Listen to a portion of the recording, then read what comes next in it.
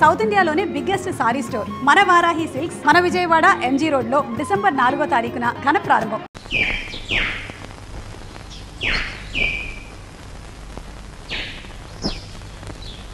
ఈ కుండంతా 4 రూపాయలమ్మా.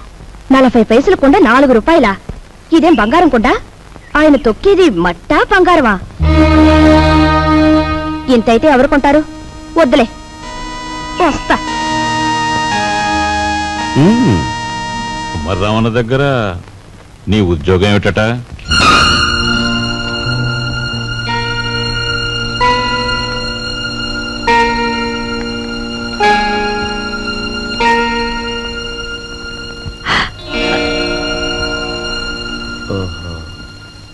మాట్లాడమే.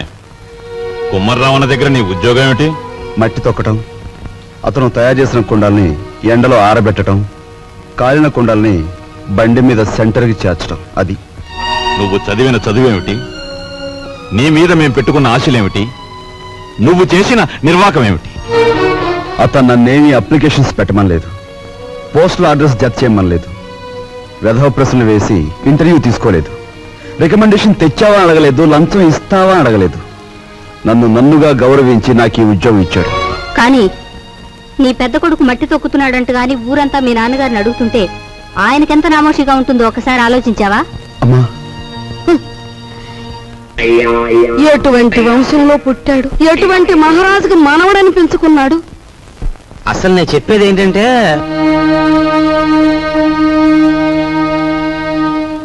ఇలాంటి అప్రదిష్ట పనులకు తలపెడితే ఈ ఇంట్లో ఇంకా పెళ్లి కావాల్సిన పిల్లలు ఉన్నారు. వాళ్ళని చేసుకోవడానికి ఎవడైనా ముందుకొస్తాడా? మా చెల్లెలు పెళ్లి చూపు సమయంలో మీరు వచ్చి పెంట చేశారే, అప్పుడు లేదా ఈ అప్రదిష్ట? నాన్న, ఏమీ చెయ్యకుండా మీకు భారంగా ఉండే కంటే ఏదో ఒక పని చేసి ఇంత సంపాదించడం నా బాధ్యత అనుకున్నాను, సంపాదిస్తున్నాను.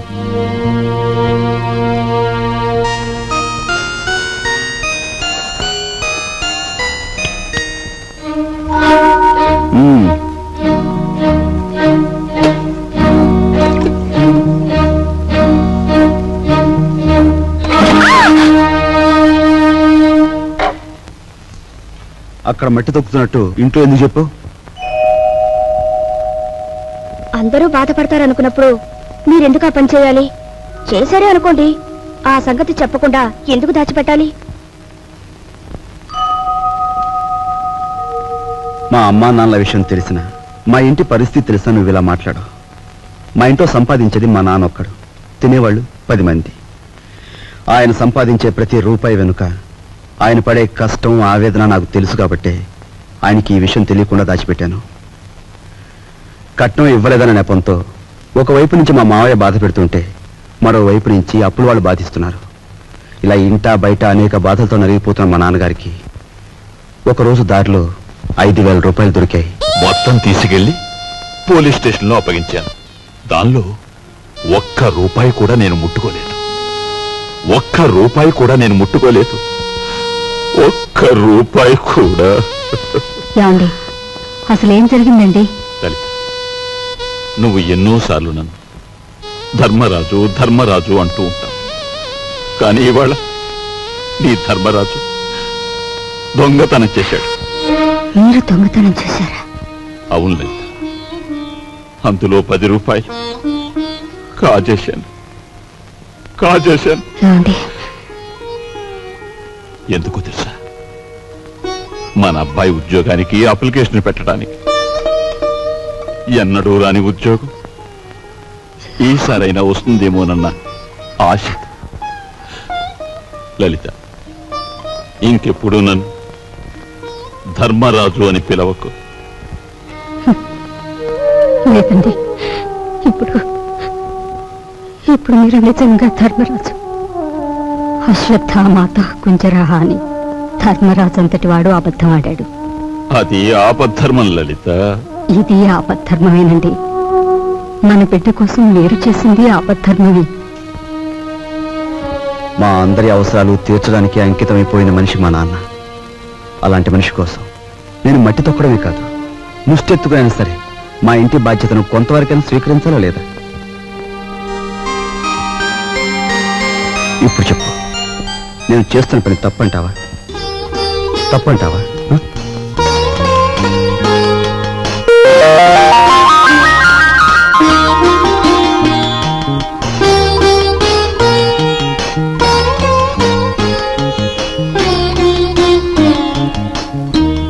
ఆ విధముగా రామలక్ష్మణులు అడవికి బయలుదేరిన వారు.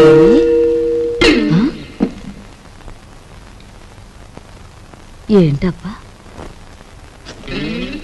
ఓ చిన్న సచ్చినాడా, ఆ పెద్ద సచ్చినాడేమో మట్టి తొక్కుతున్నాడా, వీడేమో పాచి ఊడుస్తున్నాడా. వీళ్ళకి ఏం పోయే కాలం వచ్చిందమ్మా? ఇంతకీ నేను పని మనిషిని ఎందుకు పెట్టట్టు? అబ్బాయి, ఏంటమ్మా? నువ్వు ఆఫీస్కి వెళుతున్నావల్లే ఉంది. పెళ్లి దగ్గరకు వచ్చింది కదా, పనులన్నీ తొందరగా జరగాలి. అప్పడాలు చెయ్యాలి, ఒడియాలు పట్టాలి. ఓ 400 ఉంటే అమ్మాయికి ఇవ్వు. అమ్మా, ఆఫీసులో లోన్కి అప్లై చేశాను, అది రాగానే ఇస్తాను. అదేమిటన్నయ్య, అయ్యవారు వచ్చే వరకు అమావాస్య అవుతుందా? తెలిసిన వాళ్ళ దగ్గర ఏ చేబదులో తీసుకుని ఈ పని కాస్త జరిపించు. వెళ్ళిరా.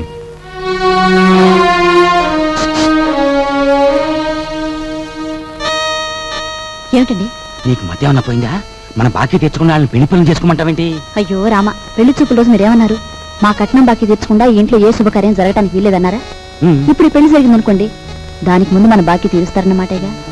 అమ్మని, నువ్వు అసలు రాజకీయాల్లో దిగాల్సిన దానివే, పొరపాటున నన్ను కట్టుకున్నావు. సమయానికి వచ్చారా పిల్లలారా? మీ పెళ్లి పనులు మేము అందుకోవద్దు, అలాగే మా ఇంట్లో పనులు కూడా. రండి రండి. అమ్మా, ఇదిగోనమ్మా నా మొదటి జీతం.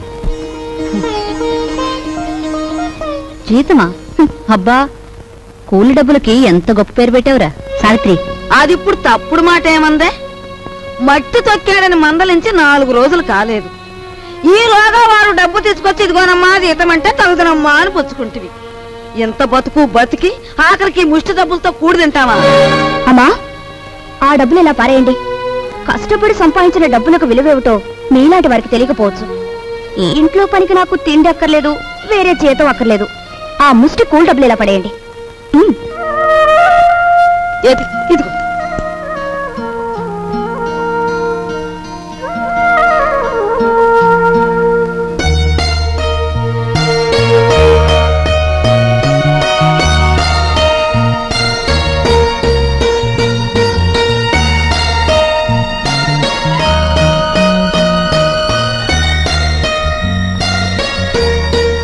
భార్యాభర్తల మధ్య ఉండవలసిన అవగాహన చూపించు.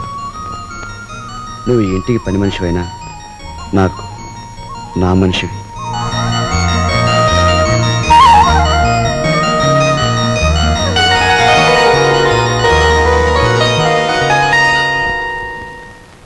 కోపం వచ్చి గట్టిగా కొడదామంటే చచ్చిపోతావేమో అని భయం.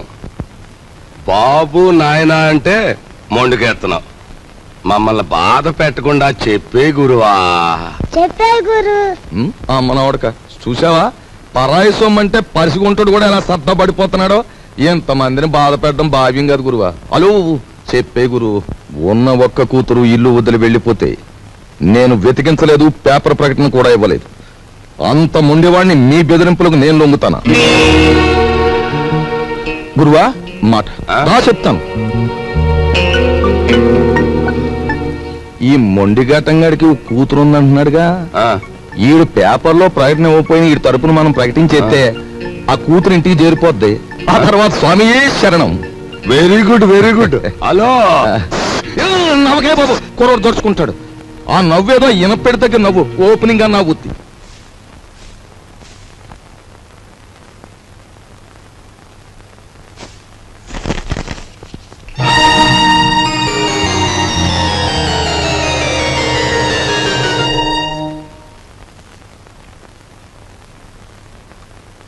ఇదేమిటండి, నా చేతి గాజులు లెక్క పెడుతున్నారు?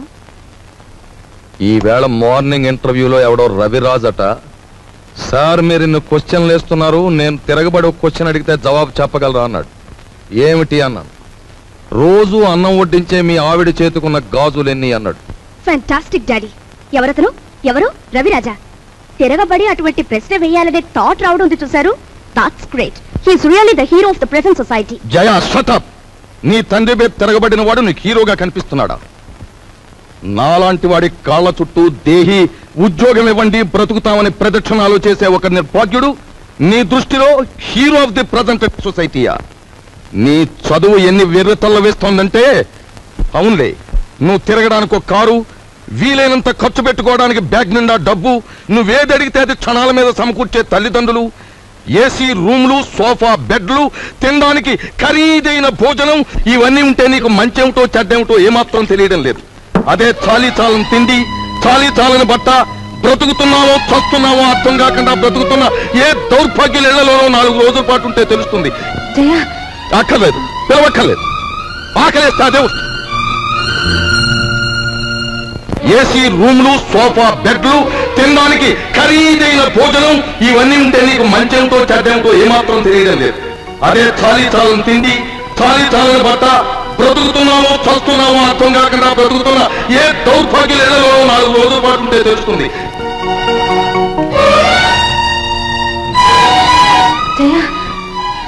అక్కర్లేదు, పిలవక్కర్లేదు.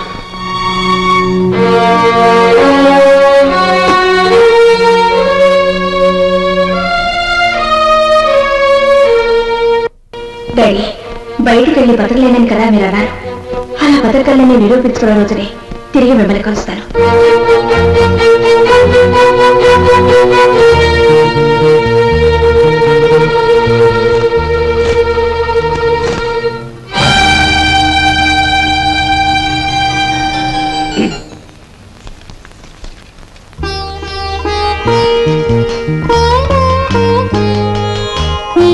నీ సంస్కారం చూసి ఆశ్చర్యం కలిగినా నువ్వు కలవారి అమ్మాయివని మాత్రం ఊహించలేకపోయావు. పేపర్లో నీ ఫోటో చూశాక నువ్వు ఇంట్లోంచి పారిపోయి వచ్చావని అర్థం. నువ్వు ఇక్కడే ఉన్నావని మీ నాన్నగారికి ఫోన్ చేశాను. నిజానికి మీలాంటి గొప్పవాళ్ళు ఉన్న ఈ ఇంట్లో మా అమ్మాయి మీ అందరి మన్ననలు పొందింది అంటే అందుకు నాకెంతో ఆనందంగా ఉంది.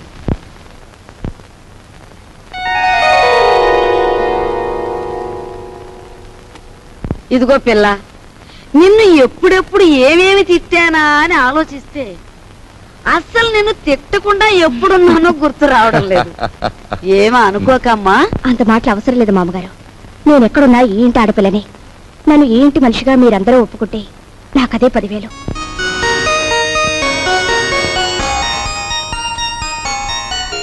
కూర్చోమ్మా, వెళ్ళొస్తానండి. వెళ్ళ నువ్వు వెళ్ళి అమ్మకి కనిపించు, నీకోసమే చూస్తోంది. చూడమ్మా, నేను పైకెక్కి దిగలేను గాని ఆ సేఫ్ లో 50,000 పట్ల ఆఫీసు తీసుకెళ్ళాలి. అదే డాడీ, మీరు సేఫ్ నంబర్ నాకు ఎప్పుడు చెప్పలేదుగా. సారీ, నీకు తెలియదుగా. వెళ్ళి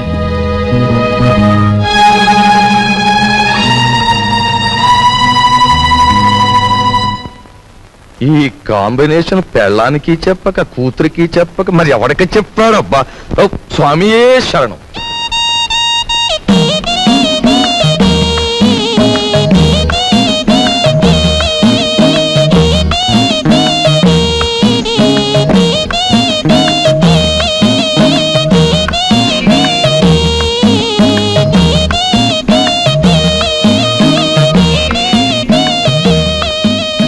భయపడొద్దు, అటు తలుపు తీసి ఉంచుతాను, రా.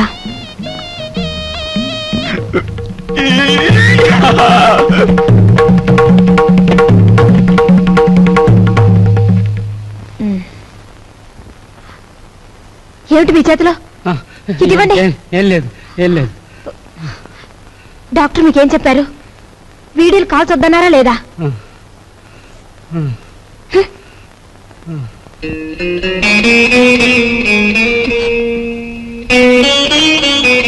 సారీ. రోజు కిటికీ దగ్గర అలా చూస్తూ నిలబడిపోతావు. మనసు పాడైపోవడం లేదు? నువ్వు నాకంటే చిన్నవాడివి, నీకు ఆ విషయం తెలుసా?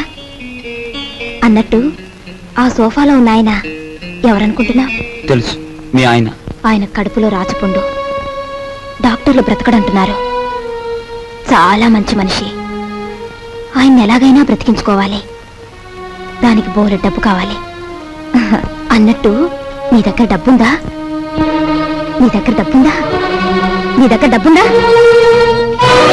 నిన్నేరా అడిగేది. నీ దగ్గర డబ్బుందా? నేను డబ్బు కోసం వ్యభిచారం చేస్తున్నాను. ఫుల్ డబ్బు లేని చవటవి ఆ కిటికీ దగ్గర చేరి దేనికి ఆ చూపులు? ఇంకొక్కసారి అలా చూసావో వెళ్ళు, అవుట్.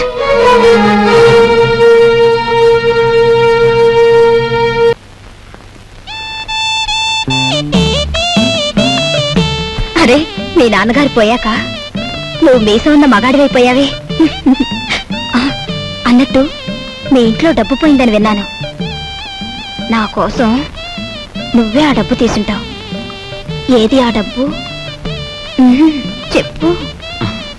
ఆ డబ్బు నీకిద్దామని తీశాను. ఆ రాత్రి మరెవరో నా దగ్గర నుంచి కాజేశారు.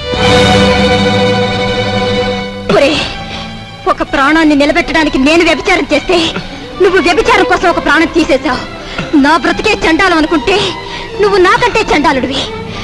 నేను ఈ ఇల్లు ఎందుకు ఖాళీ చేస్తున్నానో తెలుసా? నీ నీతి మాలినతనాన్ని భరించలేక. వెళ్ళు.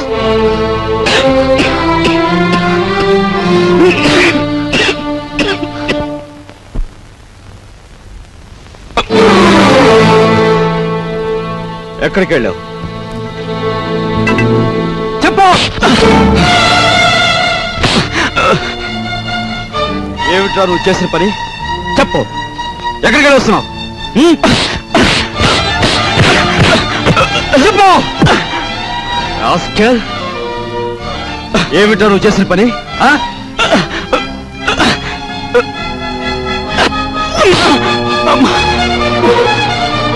చెప్పరా రాస్కెల్.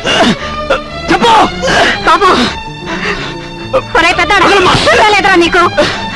మీ నాన్నగారు పోయి పట్టుమని 10 రోజులు కాలేదు. ఏం చేశాడని రా వాడిని అలా కొడుతున్నావు?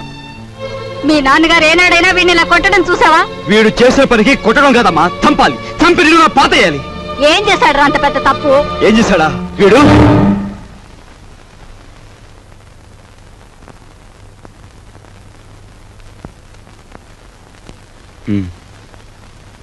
బాబు వీడిని తమ్ముడురా. తప్పు చేస్తే శిక్షించాల్సిందే. కాకపోతే ఆ సమయంలో వీడిని తమ్ముడని మాత్రం గుర్తుంచుకుంటే చాలు. పత్రా.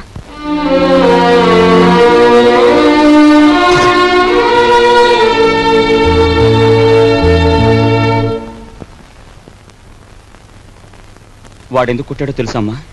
చెప్పు. పక్కన కాబోయే పెళ్ళం ఉంది కదా, ఆవిడ ముందు గొప్పలు చూపించుకోవడానికి. ఒరే కృష్ణ, నువ్వు చిన్న కొడుకువైతే నీకంటే ముందు పుట్టిన పెద్ద కొడుకురా వాడు. నీకంటే ముందు నుంచే చూస్తున్నాను. వాడెప్పుడూ తప్పు చేయడు. వాడితో ఉన్న ఆ పిల్ల వాడంత గొప్పదని నా అభిప్రాయం. ఏం జరిగిందో తెలుసా అని. వాడు నిన్ను చూసి వణికిపోయినప్పుడు నీ గురించి ఏ దుర్వార్త వినవలసి వస్తుందో అని భయపడ్డాను. ఏం జరిగిందని అడగటానికి కూడా ధైర్యం చాలకు వచ్చేశానురా.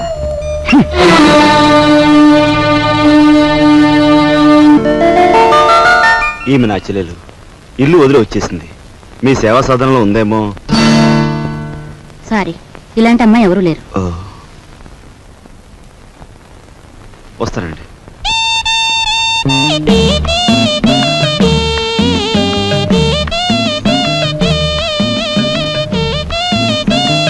ఇలా రా. వస్తున్నా. నీ చూపులోని ఆకలి నాకు అర్థమైంది. నీకేది కావాలన్నా నేను ఉపయోగపడతాను. అలాగే నాకేది కావాలన్నా నువ్వు ఉపయోగపడాలి. ఇక్కడ ఫ్రెండ్షిప్ కి అది కండిషన్. ఓకే? రాజు, నువ్వేవి అనుకోనంటే ఈ డబ్బుతో నీ అప్పులన్నీ తీరిస్తే ఎలా ఉంటుంది? స్నేహితురాలుగా నేనేం చేయాలో, ఏం చేయగలను నాకేం అర్థం కావటం లేదు. నీ అభిమానం, ఆత్మబలం అండగా ఉంటే నాకు అంతే చాలు. పద. మంచి తరుణం మించిపోవును. ఆలోచించిన ఆశాభంగం. 8 రోజులు సైకిల్ తొక్కిన వారికి 8,000 రూపాయలు బహుమానం. 8 days 8,000. 8 రోజులు సైకిల్ తొక్కిన వారికి 8,000 రూపాయలు బహుమానం.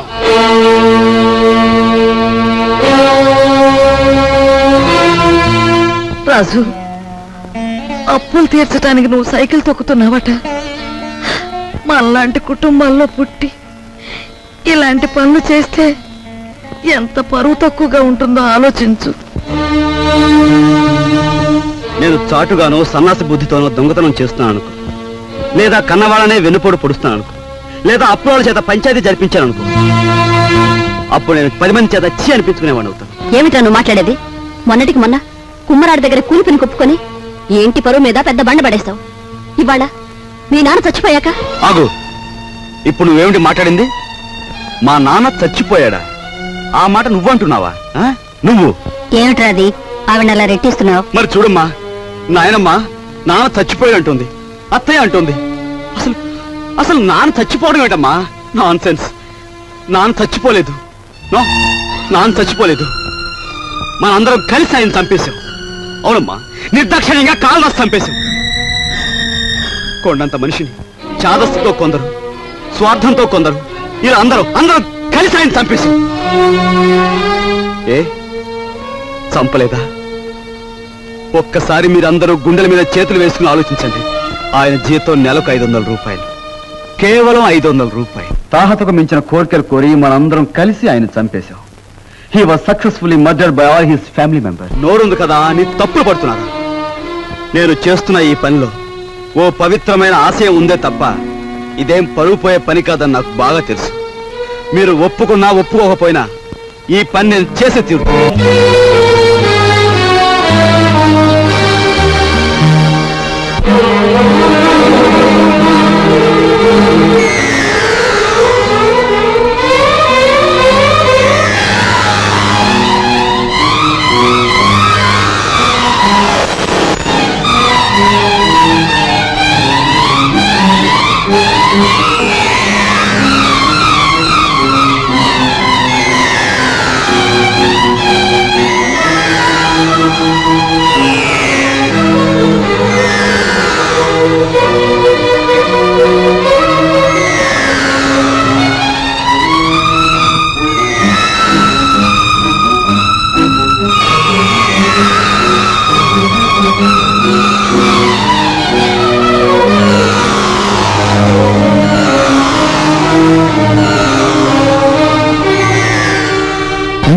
దారి పూలదారి పోవోయి బాటసారి నీ ఆశలే ఫలించగా ధ్వనించు విజయ భేరీ.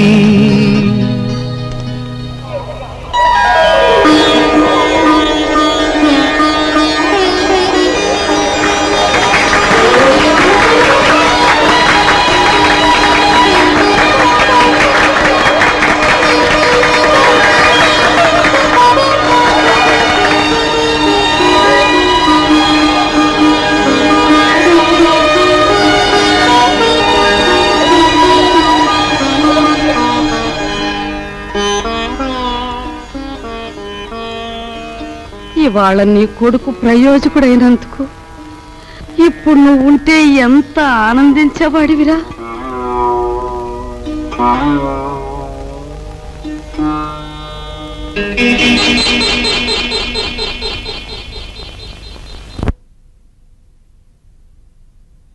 రాజుగాడి గదిలో దూరి డబ్బు కాచేద్దామంటే వాడు పడుకున్నాడో లేదో తెలియచావట్లేదు. పడుకున్నాడని దగ్గరికి వెళ్ళామనుకో వాడు బాంబుల పేర్లా పేల్తాడు. అసలు ఈ గొడవంతా దేనికి? నువ్వు మీ ముసల్దాన్ దగ్గరికి వెళ్ళి కుక్క పెట్టి ఒక ఏడుపేడు, ఆవిడే కాచేసుకొచ్చి మనకిస్తుంది.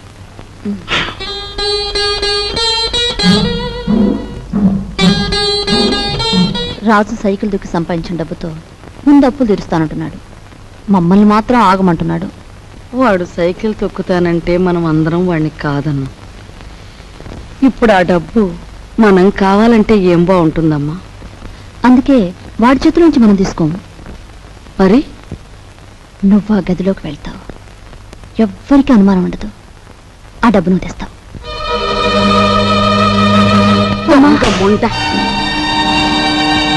వాడు పగలనక రాత్రనక కష్టపడి రక్తం ఓడ్చి సంపాదించిన డబ్బు దొంగిలించమంటావా? ఆలోచిస్తే నాకు ఇప్పుడు అర్థం అవుతుంది. నా కొడుకు డబ్బు కూడా నువ్వే కాజేశావు. వాళ్ళని నువ్వే చంపేశావు.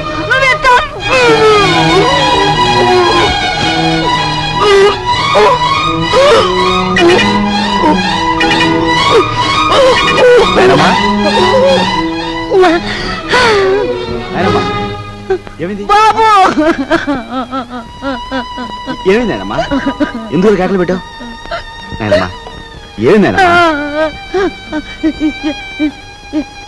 ఏం లేదు బాబు, ఏదో పీడకలు వచ్చింది. మీ నాన్న గుర్తుకొచ్చాడయ్యా.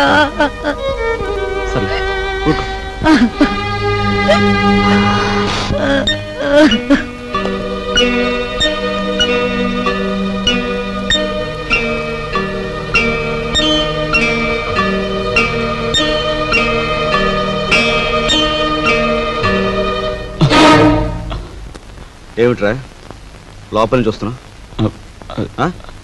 ఏమిటి?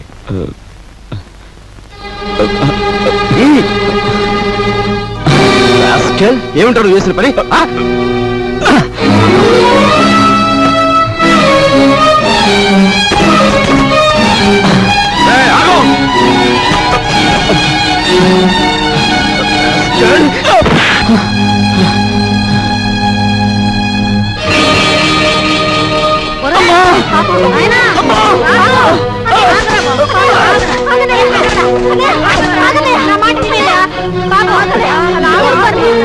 ఏం చేస్తా తప్పలేదమ్మా. అమ్మా వదలమ్మా, మీరు కూడా అమ్మా.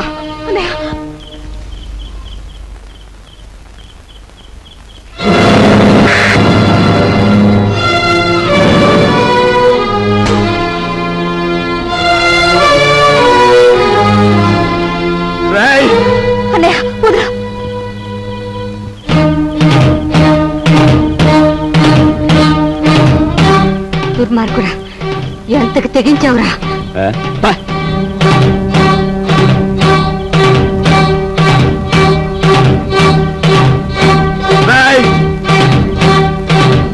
తప్పు చేస్తే శిక్షించాల్సిందే. కాకపోతే ఆ సమయంలో వీడిని తమ్ముడని మాత్రం గుర్తుంచుకుంటే చాలు. తమ్ముడు ఎవడ్రా నీకు తమ్ముడు? ఒక సిగరెట్ వెలిగించినంతసేపు లేదు నీ పెద్దరికం, ఒక దమ్ము లాగినంతసేపు లేదు నీ పెద్దరికం. అందుకోసం నువ్వు ఎగిరిపడిన అవసరం లేదు. ఏమిటి నీ గొప్ప? నాన్న చచ్చిపోయి 4 రోజులు కాలేదు, రకరకాలుగా అధికారం చలాయించాలని చూస్తున్నావు. నీ పెద్దరికం నాకు అక్కర్లేదు. సచ్చినాడా ముసలిముండా. ఐఎమ్ సారీ, నీకు మర్యాద ఇవ్వాలి కదూ. చూడు మిస్టర్, నీకు ఎవరి పెద్దరికం అక్కర్లేదనుకుంటే ఈ ఇంట్లో నుంచి తక్షణం బయటకు వెళ్ళిపోవచ్చు. నేను ఇంట్లోంచి వెళ్ళిపోవాల్సి వస్తే ఏం జరుగుతుందో తెలుసా? నువ్వు ఈ ఇంట్లో ఉండాలంటే ఏం చేయాలో తెలుసా? తెలుసు. నిన్ను అన్నా అని గుర్తించాలి, నువ్వు తంతే పడుండాలి. అంతేకాదు, దున్నపోతుల తింటూ కూర్చోకూడదు. కాయ కష్టం చేసినా సరే సంపాదించాలి, అప్పుడే నీకు తిండి. ఓహో, సంసారం సవ్యంగా సాగాలంటే ఇంట్లో అందరూ కష్టపడాలి, అలాగే ఇంటి పరువు కాపాడాలంటే అందరూ కలిసి ఉండాలి కదూ. నీకు గుణపాఠం చెప్పడానికి నేను బయటికి వెళ్ళాలి, వెళ్తాను. Good bye.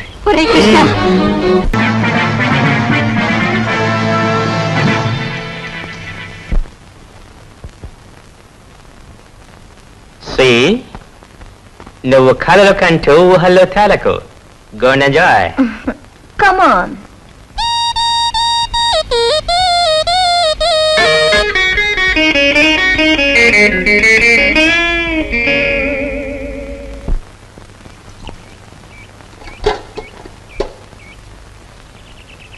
వెధముఖాలని వెధముఖాలు. పొద్దున్న లేచి ఏ వెధముండ ముఖం చూశాను. గుమ్మం తగిలి తలంతా బొప్పి కట్టింది. ఎవరినే వ్యథముండలంటున్నావు? నిన్ను కాదులే. నువ్వెవరినంటున్నావో నాకు తెలిసే. కొందరు మొగుడు చచ్చి వ్యథముండలవుతారు, మరి కొందరు మనసు చచ్చి అవుతారు. భూదేవి లాంటి మీ వదిన్ని పట్టుకుని వ్యథముండ అన్నందుకు అక్షరానికి ఒక శిక్ష విధిస్తాడు ఆ దేవుడు. ఏమిటి నువ్వు అనేది? నేను అన్నదేమనే తప్ప? తప్ప తప్పున్నారా? మొగుడు చచ్చి అత్తారింటి నుంచి పుట్టింటికి వస్తారే కాని నీలాగా మొగుడుతో పాటు పుట్టింట్లో తిష్ట వేసి ఇంటి దొంగల్లాగా కన్నాలు వేసేవాళ్ళు వాళ్ళకంటే నికృష్టులని తెలుసుకోవే. కూతురనే ఇది కూడా లేకుండా వాగుతున్నావు. నీకు పిచ్చెక్కింది. పిచ్చే.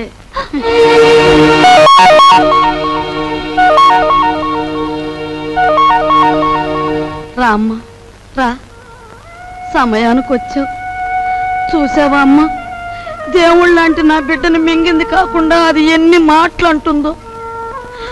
ఇవి చేతులు కావనుకో అమ్మా, నీకు అన్ని భోగాలు ఉండి కూడా మా ఇంటికొచ్చి ఎన్నో మా కష్టాలు చూసిందానివి. నువ్వే ఏదైనా ఉపాయం ఆలోచించి ఈ గాది కింద పందికొక్కుల్ని విరగడి చేయి తల్లి. మీరేం బాధపడకండి మామగారు, నేను మీ మనవడు కలిసి ఆలోచించాం. నాకు చిన్నప్పటి నుంచి లక్షాధికారులతో మాట్లాడటం అంటే చెడ్డ సరదా అండి.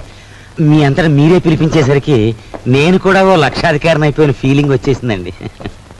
ఏం లేదు, మా జయ లక్షల్లో పుట్టి లక్షల్లో పెరిగింది. కూర్చోండి. అదృష్టవంతురాలు, తొందరగా రా. ఆ అదృష్టానికి వారసురాలుగా మాత్రం ప్రవర్తించడం లేదు. ఆ ఇంట్లో 4 రోజులుండి ఇక్కడికొచ్చినా ఆ గూటి పలుకే పలుకుతోంది. నిజానికి ఆ ఇంట్లో డబ్బు యొక్క విలువ తెలిసింది మీ ఇద్దరికేనన్న నా అభిప్రాయం. అంచేత మీరిద్దరూ ఇక్కడే 4 రోజుల పాటు ఉండి మా జైకి డబ్బు యొక్క విలువేమిటో కాస్త తెలియజెప్పండి. మీ ఇంట్లో సెటిల్ అయిపోయి మీ అమ్మాయికి డబ్బు గురించి చెప్పడం అంటే కాశ్మీర్లో పుట్టి పెరిగిన వాడికి ఐస్ మొక్కల గురించి చెప్పినట్టు ఉంటుందండి. సరే, మమ్మల్ని ఎప్పటి నుంచి రమ్మంటారో చెప్పేయండి. ఈవేళే వచ్చేస్తే చాలా సంతోషిస్తాను.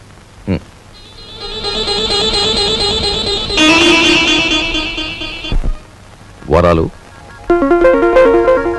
నువ్వు నా ఇల్లు దోచుకోవడానికి వచ్చిన నీ మంచితనం వల్ల నాకు ఆత్మీయుడవయ్యావు. ఇప్పుడు ఇంట్లో సంసారాలని కూల్చేసే నీచులైన 2 దొంగల్ని ప్రవేశపెట్టాను. నువ్వెలాగైనా వాళ్ళని ఇనపెట్టి కట్టేసి నువ్వెన్ని బాధలు పడ్డావో అన్ని వాళ్లకు రుచి చూపించి వాళ్ళకు బుద్ధొచ్చి లెంపలేసు పారిపోయేలా చెయ్యాలి. ఏం చేస్తావు? మరి ఆర్డర్ అయ్యాలే గాని వాళ్ళిద్దరికి దెమ్మ తిరిగిపోయి బొమ్మ కనిపించేలా చేసేస్తాను. నేను ఇల్లు వదిలిపెట్టి వచ్చేశాను. మొన్న 8 రోజులు సైకిల్ తొక్కి డబ్బు సంపాదించిన దగ్గర నుంచి మా అన్నయ్య ఎలక్షన్లో గెలిచిన ఎన్టీ రామారావు అనుకుంటున్నాడు. అభిమానంతో అందరూ ఎన్టీఆర్ ని అన్నా అని పిలుస్తుంటే వీడు మా మీద అధికారం చలాయించి అన్నా అనిపించుకోవాలని చూస్తున్నాడు. ఏంటి, మీ అన్నేను అన్నా అనాలా? అందాం. మీ తమ్ముడు అలా గాలిగా తిరుగుతుంటే చూస్తూ ఊరుకుంటారే? సంసారాల్లో కొత్తగా పెత్తనానికి వచ్చిన ప్రతి అన్నకు వచ్చే ఇబ్బంది ఇదే. నిన్న మొన్నటి వరకు ఏరా అన్నయ్య అని పిలిచేవాడు. ఈవేళ నా భావాలు కట్టుబడి ఉండాలనేసరికి వాడు కొంచెం కష్టంగా ఉంది. ఓ, ఇదేమిటి, నీ అన్నయ్య మెడలో వేస్తున్న దండని నీ మెడలోనే వేసుకొచ్చావే? మన తడాకాకి తట్టుకోలేక వాడే నా మెడలో దండ వేయించాడు గురు. ఎలా ఉంది మన ప్రోగ్రెస్? ఏడ్చినట్టుంది. నీ ఎక్స్పర్ట్ వాడు నీ దండను తీసి నీ మెడలోనే వేశాడంటే నీ చెప్పుతో నిన్నే కొట్టినట్టు ఫూల్.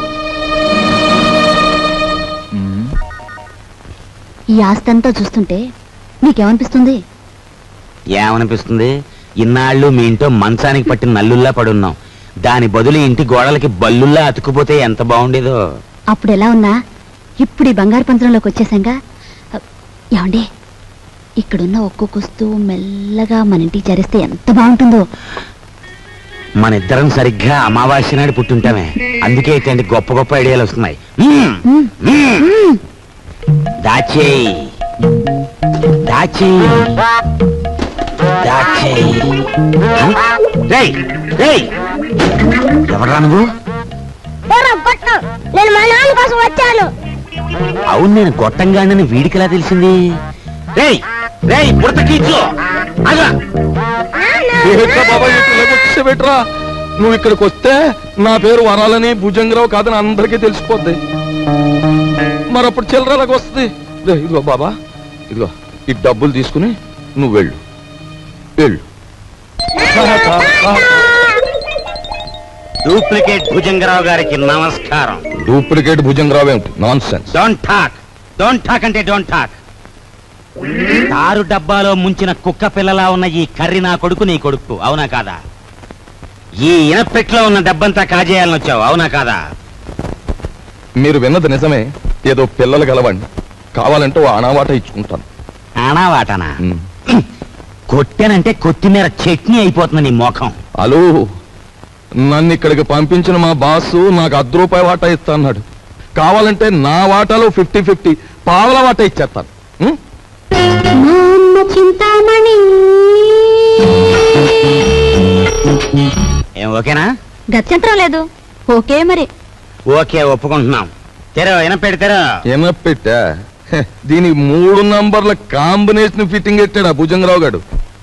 సరే, ఆ నెంబర్ల ఫిట్టింగ్ ఏదో నేను వారం రోజుల్లో తేల్చేస్తాను, నువ్వు వెళ్ళా. తేల్చుకుందరు గాని కానీ రేపు పొద్దుట ఇంట్లో ఉన్న నౌకర్లందరికీ జీతాలు ఇవ్వకపోతే ఇదిగో ఇది మన బండారం ఓపెనింగ్ చేసేస్తుంది. అది గాన జరిగింది అంటే దిమ్మ తిరిగిపోయి బొమ్మ కనిపించేస్తుంది. ఇప్పుడు ఏం చేయటం? ఈ గన్నం గడిచి బయట పడాలి అంటే ఇప్పుడు ఒంటి మీద ఉన్న నగలన్నీ రేపు అమ్మేసి ఇంట్లో ఉన్న నౌకర్లందరికీ ముందు జీతాలు ఇచ్చే. పర్వాలేదులేదే, ఈ గన్నం కాస్త గడిచిపోతే ఆ తర్వాత మనకి లక్షలకి లక్షలు వస్తాయి. నీ దగ్గర ఉన్న నగలన్నీ ఇచ్చేయి. సరే నేను మెల్లిగా ఒక్కోటి ఒలుచుకొచ్చి మీకు ఇస్తాను. పద పద.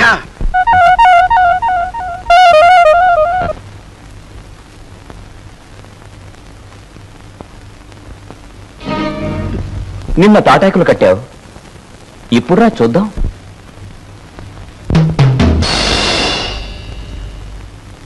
ఇక్కడ కొట్టుకుంటే అమ్మ వాళ్ళకి తెలుస్తుంది, కంగారు పడతారు, బయటికి పోతారు.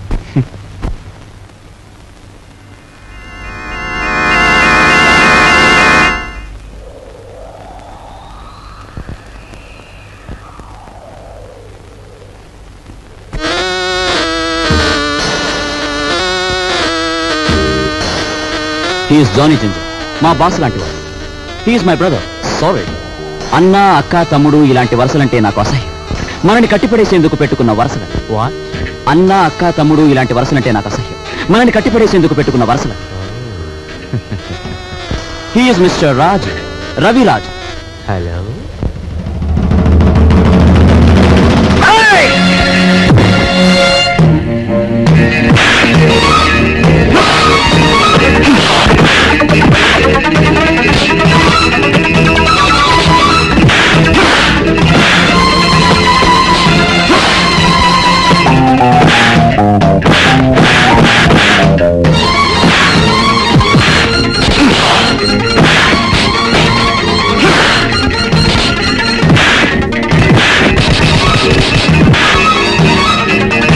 ఏమిటి జిగర్ భాయ్, మన వాళ్ళలా దెబ్బలు తింటున్నారు?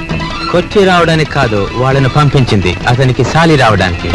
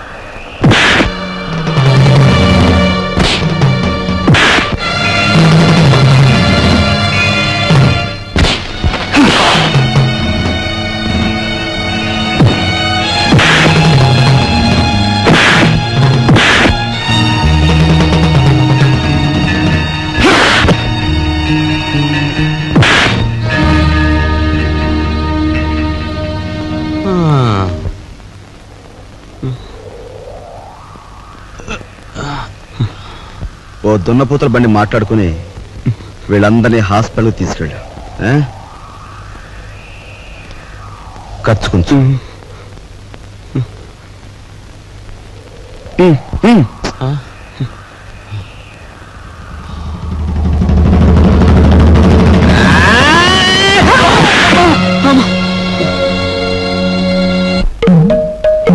తొమ్మిది, 7,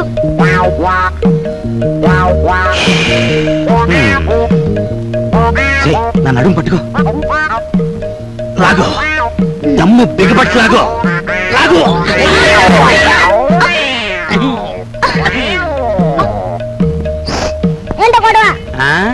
మేమిద్దరం చెడుగుడు ఆడుకుంటున్నాం రా పిల్ల నా కొడక. పడక పడక.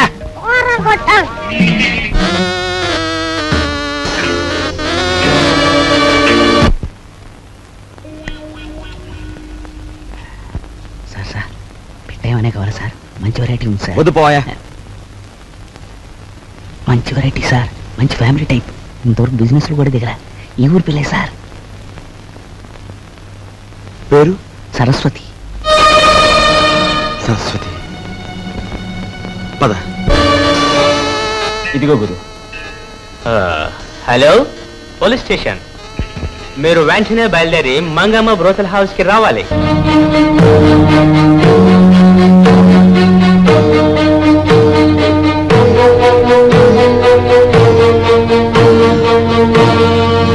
ఈ ఊరి పిల్లన్నావే, ఆ అమ్మాయి ఏది? సరస్వతి ఫ్యామిలీ గర్ల్, ఇంకా వ్యాపారంలోకి దిగలే, మంచి హుషారైన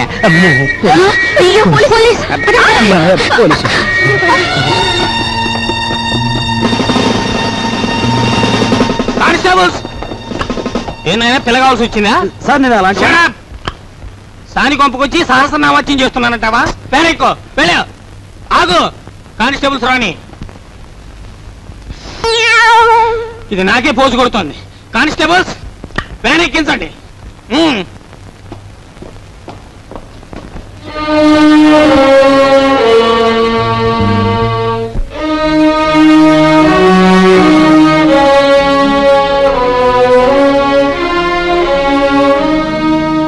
బాబు,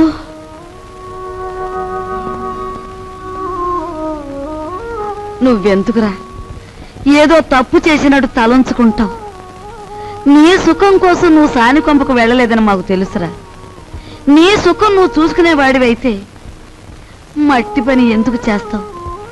ప్రయాణాన్ని తెగించి 8 రోజులు సైకిల్ ఎందుకు తొక్కుతావు?